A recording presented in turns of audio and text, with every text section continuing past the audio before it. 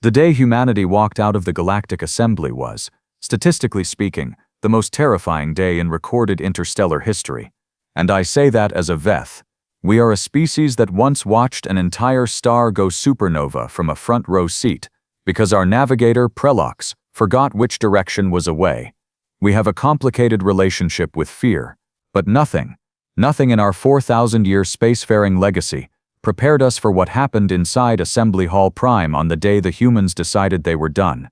Let me take you back, properly back, because you need context, and context, as my mentor Orvan always said, is the difference between wisdom and screaming. The Galactic Assembly had existed for 940 years. 940 years of carefully negotiated treaties, of species learning to share oxygen ratios in the same room, of translators working overtime to ensure that when the Dreth said we consume your offering, they meant they accepted a trade proposal and not the other thing. It was imperfect. It was slow. It was at times unbearably theatrical, but it held. It held because every species understood one fundamental truth: no one wins a war against everyone. Humanity joined the Assembly 63 years ago. 63 years. That is, for context, roughly 1/4 of a Veth adolescence. They were new. They were small. They had one home planet, one moon base, 2 clunky deep space stations, and the audacity of a species that had never once been told no by the universe, and actually listened. The senior Assembly members tolerated them the way you tolerate a youngling at a formal dinner. Amused, occasionally charmed, mostly convinced they would either grow out of it or break something important. They broke something important. But I am getting ahead of myself. My name is Thelavar Khan, and I was a third-tier diplomatic observer stationed in Hall Prime when it happened. My job was to watch, record, and report. I was not supposed to have opinions. I developed several. The session that day was supposed to be routine, a renewal of the Outer Corridor Transit Accords, which governed shipping lanes through the Pelion Belt. Dull. Procedural. The kind of meeting where you count the ceiling tiles and wonder if anyone would notice if you slept with your eyes open. The Veth have 4 eyelids, so the math was in my favor. 47 species represented. Humans included, seated in their usual cluster near the Eastern Gallery. Ambassador Priya Sen in the front, flanked by her senior staff, Counselor Vasa Hearn, the logistics advisor they called the Hammer, for reasons I never fully confirmed, and the 2 junior delegates, Okafor Briggs and Mina Toyle, who I had always privately considered the most dangerously quiet humans in any given room. Priya Sen was not a loud woman. She was the kind of person who made you lean forward to hear her, and then once you were leaning, you were already half convinced. I had watched her renegotiate 3 trade clauses in a single afternoon by simply asking questions until the other party talked themselves into a corner. I respected her the way prey respects a predator. It cannot see clearly. The session opened with the standard recitation. 47 species, 47 flags, the translation choir, humming in the background to keep all our various auditory processing in sync. Presider Gal Thun of the Makari called the proceedings to order in that sonorous 6-part vocal cord they use for formal occasions, and everything seemed perfectly, boringly normal. Then the Sindric bloc requested an amendment. The Sindric bloc was, diplomatically speaking, the Assembly's recurring headache. 17 species under one economic banner, collectively holding leverage over about 30% of viable trade routes in the inner systems. They were efficient, they were coordinated, and they had, for the past 11 years, been systematically renegotiating every accord that touched human shipping lanes in ways that were technically legal and practically a slow financial strangulation. The amendment they proposed that day was elegant in its cruelty. A new security verification protocol for all non-Sindric vessels passing through the Pelion Belt, random inspections, mandatory holding periods, fees for the inspections, fees for the holding, a fee, I noted with something approaching admiration for their audacity, for the processing of the fee payments, and a timeline. 90 standard days to ratify. A clear play. The humans had 3 major supply contracts dependent on Pelion Belt access. 90 days was precisely long enough for those contracts to expire unrenewed, and precisely short enough that no legal challenge could be mounted before ratification locked in the new terms. The assembly floor murmured. A few species signaled concern, Most, I noticed, said nothing. The Syndric block had long arms and long memories, and many species in that hall had their own shipping interests to protect. Presider Gal Thun asked if any delegation wished to register a formal objection. Silence. Not total silence. There was the ambient hum of translation systems, the soft pressure hiss of the atmospheric processors, the rustling of 17 different types of sensory appendages trying to look neutral. But no voice, no raised flag, no formal objection from any of the 46 other species in that hall. I watched Priya Sen during that silence. She did not move. She sat with her hands folded on the table in front of her, her eyes moving slowly around the gallery, taking inventory. I had the uncomfortable feeling she was counting something. What she was counting, I did not know yet. Presider Gal Thun cleared his primary and secondary throats. If there are no objections, we will proceed to the preliminary ratification vote and, Presider. The voice was not loud. It did not need to be. The translation choir carried it perfectly, and something in its cadence made everyone in Hall Prime stop and turn. Priya Sen had stood up. Ambassador Sen, Gal Thun said, with the measured patience of someone who had been doing this job for 200 years and had seen many things, none of which had prepared him for whatever was happening in his voice right now. Do you wish to register a formal objection to the proposed amendment? No, she said. The hall waited. I don't, she continued, because a formal objection would imply that I believe this body has the credibility to evaluate one. She paused for exactly 1 second, just long enough for the translation choir to finish the sentence and for every species in the room to process what she had just said. The Earth delegation is withdrawing from this session, effective immediately. A sound moved through Hall Prime that I had never heard before and have never heard since. It was not quite a gasp. It was more like the collective intake of breath from 46 species simultaneously realizing that the ground they thought was solid had just become something else. Vasaharn was already on his feet. Okafor Briggs and Mina Tuel were closing their terminals with quiet, practiced efficiency, the kind that told you they had rehearsed this. This had not been a decision made in the last 5 minutes. This had been planned. The humans had come into this session already leaving. Ambassador Sen. Gal Thun's voice had shifted into a register I associated with genuine alarm.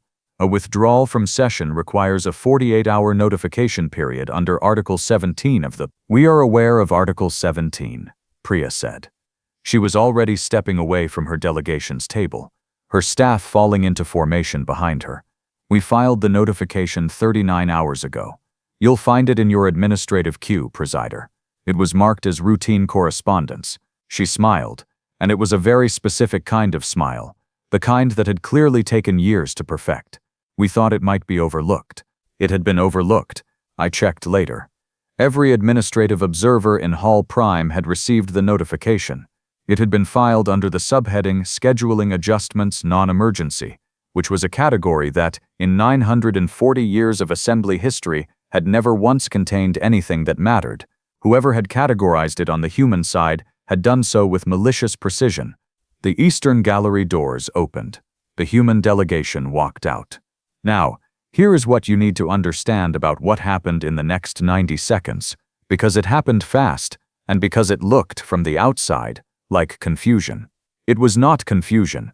It was 46 species having 46 different versions of the exact same horrible thought at the exact same time. The thought was this.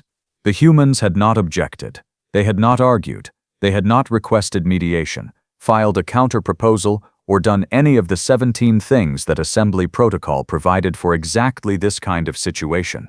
They had looked at the board, assessed the game, and decided they did not want to play anymore, which meant they had a different game in mind.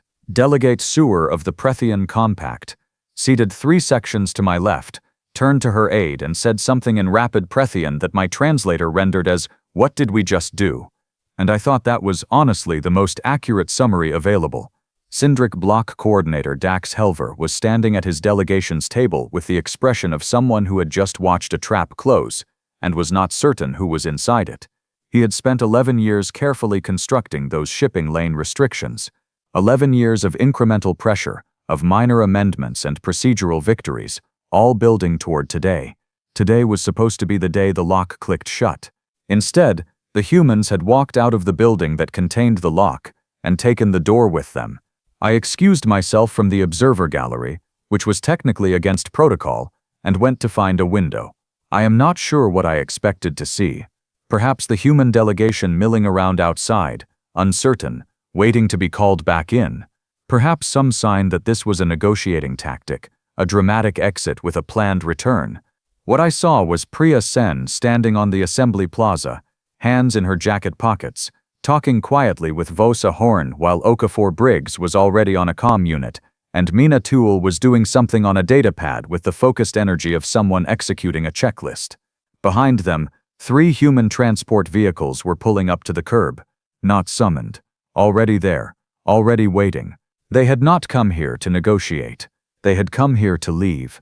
And somewhere in the back of my admittedly well-developed Veth instincts, something old and mammalian and deeply unscientific whispered a single word: run. The next 72 hours were, professionally speaking, the most instructive of my career. Personally speaking, they were the most terrifying. The assembly did not adjourn. Presider Gol Thun, to his considerable credit, kept the session technically open for 6 hours after the human delegation departed, maintaining the legal fiction that everything was procedurally normal and nothing catastrophic had just happened in his hall. 6 hours of species staring at the empty Eastern Gallery seats and trying to calculate what they meant.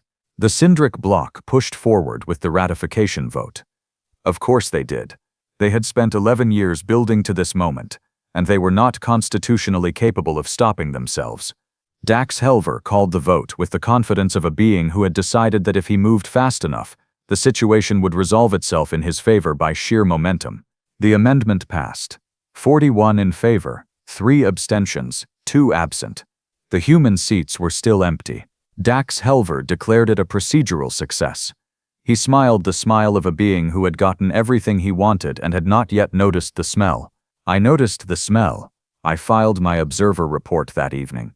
My supervisor, senior analyst Renva Pell, read it in approximately 4 minutes and then called me directly, which she had never done in 6 years of professional relationship. Thelivar, she said. Your report describes the human withdrawal as, quote, an extinction-level diplomatic event, end quote. Yes, I said.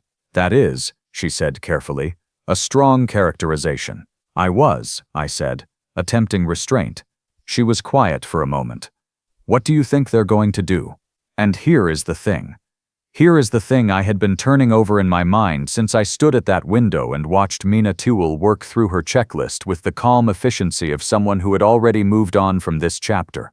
I did not know specifically what the humans were going to do, but I had spent 3 years studying them as part of my diplomatic posting, and I had learned one thing about humans that I believed was more important than any political analysis, any economic model, any strategic projection. Humans do not walk away from tables they cannot flip. They had walked away from this one, which meant, somewhere, there was a different table, a bigger one they had already been building while everyone in Hall Prime was busy watching the one inside. I don't know exactly, I told Renva, but I think we should find out before they tell us. We did not find out in time. The first signal came 14 days later. Not a formal announcement, not a diplomatic communique. A shipping manifest, filed through standard commercial channels with the Outer Systems Trade Registry, listing a new freight corridor through the Cassian Reach, a secondary route that bypassed the Pelion Belt entirely. The route was filed under a new transit authority, not Earth's existing commercial registry, a new one. The Cassian Compact Trade Alliance, listed as a multi-party consortium of 6 independent systems, none of them current assembly members. 6 systems. 5 of them had been in quiet, unproductive membership negotiations with the Assembly for between 8 and 20 years. Negotiations that had stalled repeatedly over Syndric bloc objections to their terms. The 6th was human. Renva called me again when she saw the manifest. She did not say anything for a long moment. I listened to her breathe. Thelivar, she said finally. Yes, I said. How long do you think they've been working on this? I thought about Mina Toole's checklist. I thought about 3 transport vehicles already waiting at the curb. I thought about a withdrawal notification filed 39 hours early, under scheduling adjustments non-emergency. Longer than we're comfortable with, I said. The second signal came 4 days after that. Ambassador Priya Sen formally requested a direct diplomatic meeting with the Threnali sovereignty, the largest non-assembly power in the Eastern systems, and, not coincidentally, the species that controlled the 3 deep space refueling stations the Sindric bloc depended on for their inter-system freight operations. The Threnali accepted within 6 hours. 6 hours. For context, the Assembly had been trying to get a formal Threnali diplomatic meeting for 30 years. 30 years of requests and intermediaries, and preliminary consultations about consultations, because the Threnali were ancient and deliberate, and moved on timescales that made Veth adolescence look rushed. They answered the humans in 6 hours. I would later learn, through channels that were only partially legitimate, that the humans had been in quiet contact with the Threnali for almost 2 years. Not diplomatic contact. Commercial contact. Specifically, they had been supplying the Threnali with a materials processing technology that significantly improved the efficiency of their refueling station operations, a technology that the Sindric bloc had, 5 years earlier, quietly lobbied to have restricted under an assembly dual-use export classification. The humans had shared it anyway, through a subsidiary registered on a non-assembly world, in technical compliance with the letter of the restriction and in absolute cheerful defiance of its spirit. I told Renva this when I found out. She said, "Of course they did." We were, by this point, speaking daily. The Assembly convened an emergency session on day 19. Presider Gal Thun looked, if I am being honest, like a being who had not slept well in nearly 3 weeks, which was fair, because none of us had. The hall was full. 46 species, every seat occupied, everyone present with the energy of people who had realized they were watching something important and did not want to miss the next development. The Eastern Gallery seats were still empty. Dax Helver spoke first, which surprised no one, and proposed a formal censure of the human delegation for what he described as extra-assembly destabilization activities. He was confident. He had the Sindric bloc 17 votes locked, and he had spent the morning securing commitments from 8 additional delegations who owed the bloc various procedural favors. He needed a simple majority. He had 25 votes in his pocket before the session opened. Then Presider Gal Thun read the list of species that had submitted formal requests to be removed from the agenda. 11 species. 11 delegations that had, between day 14 and day 19, quietly contacted the Assembly Administrative Office and requested that their names not be associated with any censure motion related to human diplomatic activities. No explanations given. Just requests, filed through the same scheduling adjustments, non-emergency channel that the humans had used, which I found either poetic or deeply alarming, and settled on both. 11 species. 6 of them were Sindric bloc members. The look on Dax Helver's face was the kind of look that gets described in history texts. I was there. I can confirm it was, in fact, that look. The look of a being who has just understood, all at once, that the game he thought he was winning had not been the game anyone else was playing. Renva, sitting beside me in the observer gallery, made a sound that was technically a cough, and was actually a laugh. She had decided not to have in public. The censure motion failed to reach a vote. Dax Helver withdrew it before the count could formalize, which was the right political calculation and clearly the most painful thing he had done in his professional life. Gal Thun recessed the session. He looked, briefly, like a being who was considering a career change. On day 23, Vasa Harn contacted the Assembly Administrative Office and requested a meeting with the presider. Private session, no observer record. The kind of meeting that the Assembly's procedural rules technically allowed and practically never happened, because no one ever had anything so sensitive to say that it required the full privacy protocol. I was not in that meeting. No one was, except Gal Thun and Vasa Harn, and whatever translation system they used. The official record contains the date, the duration, which was 2 hours and 17 minutes, and the notation preliminary consultations, non-binding. What I know about what was said in that meeting, I know because Gal Thun's senior aide, a Makari named Suth, told Renva, who told me, under the strict mutual understanding that none of us would ever formally confirm it, Vas Ahern had brought a document, not a treaty, not a formal proposal, a draft, handwritten. Renva said, though I was never sure if that detail was accurate or if it had been added for effect somewhere along the chain of transmission. The draft outlined the terms under which the human delegation would consider returning to the assembly. They were not by any measure the terms of a junior species asking to come back to the table. They were the terms of a species that had spent 63 years inside an institution, learning precisely where every pressure point was, and had then spent, apparently, some significant portion of that time constructing an alternative architecture, just in case they ever needed to demonstrate what it looked like when they used them. The Pelion Belt Amendment, obviously. Full repeal. The Cindric Block's transit protocol dissolved, the fees eliminated, the inspection regime struck from the record, as though it had never existed. That was the floor, that was the starting point. Above that floor was a restructured assembly voting process that removed the Cindric Block's effective veto over new membership applications. Above that was a formal recognition of the Cassian Compact Trade Alliance as a legitimate interstellar economic body with observer status at the assembly. Above that were 6 new full memberships for the independent systems that had been frozen in perpetual negotiation for the better part of 2 decades.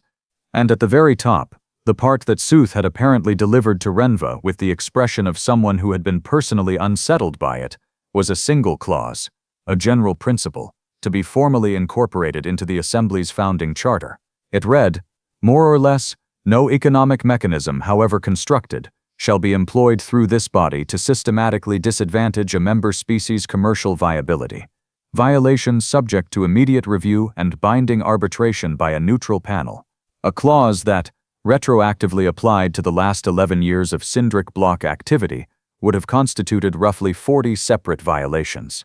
They were not asking the Assembly to punish the Cindric Block. They were asking the Assembly to make a rule that would make such things impossible going forward, and they were asking it in terms specific enough that everyone in the building would understand exactly what behavior had inspired it. Gal Thun, according to Sooth, read the document twice. Then he looked at Vosa Harn and asked one question. How long have you been preparing this?